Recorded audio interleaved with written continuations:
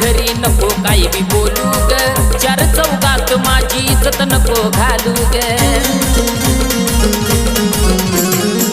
मित्र आल्यात घरी नको काही बी बोलू ग, चार चौघात माझी इज्जत नको घालू ग। तोंड तुझं फटकळ त्यानंच झालं वाटोळ,